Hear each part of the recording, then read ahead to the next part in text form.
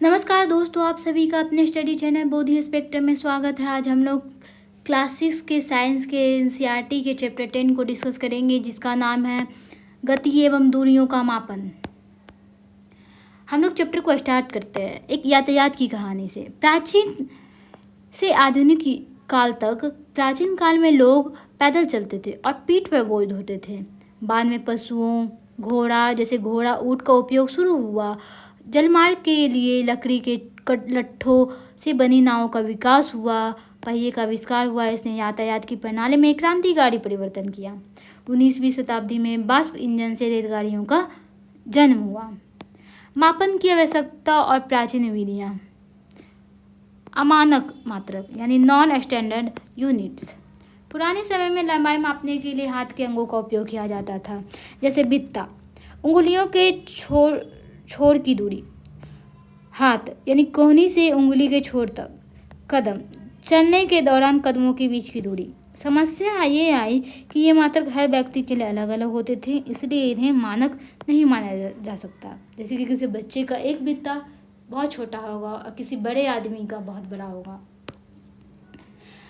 मापन के मानक मात्रक यानी एसआई मात्रक। एसआई प्रणाली क्या है?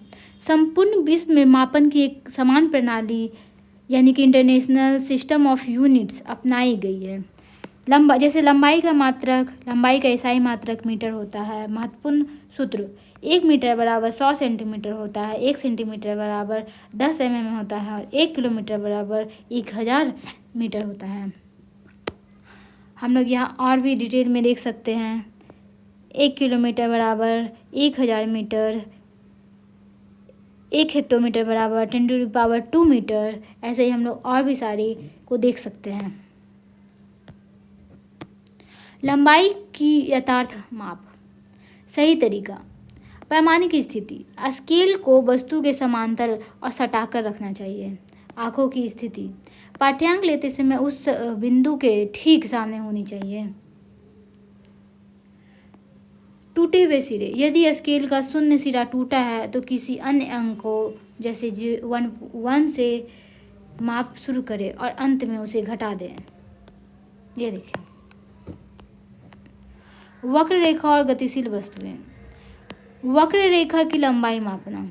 वक्र रेखा यानी कर्व्ड लाइन को सीधे स्केल से नहीं मापा जा सकता। इसके लिए धागे का उपयोग किया जा सकता है। धागे को रेखा के अनुदिश रखें, धागे के दोनों सिरे पर निशान लगाएं, फिर धागे को सीधा करके स्केल से मापें।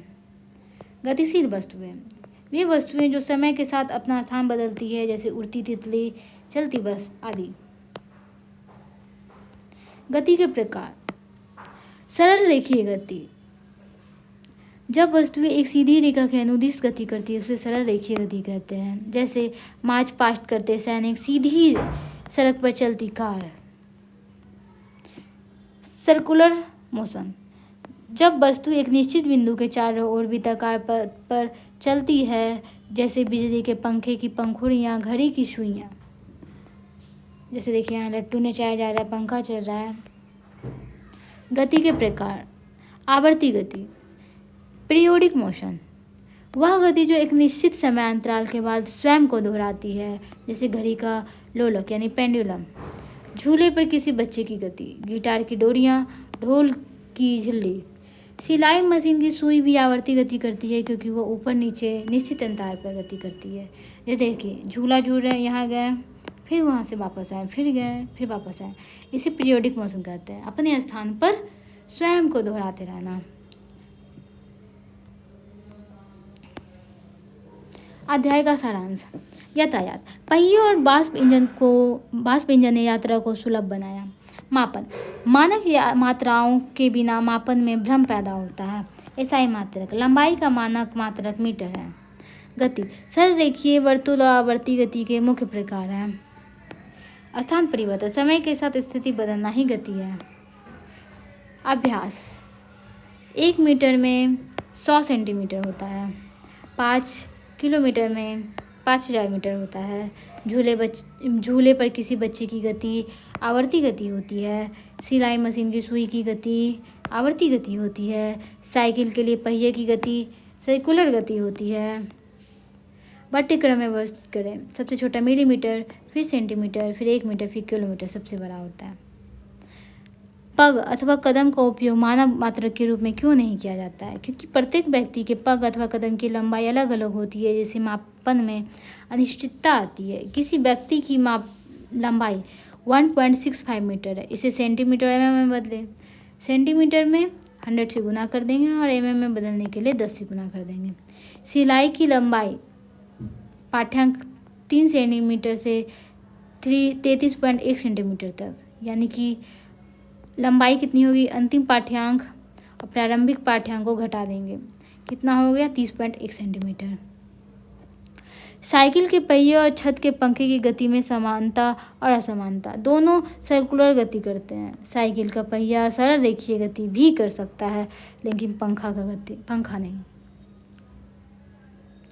लचीले फीते का उपयोग क्यों नहीं करते हैं?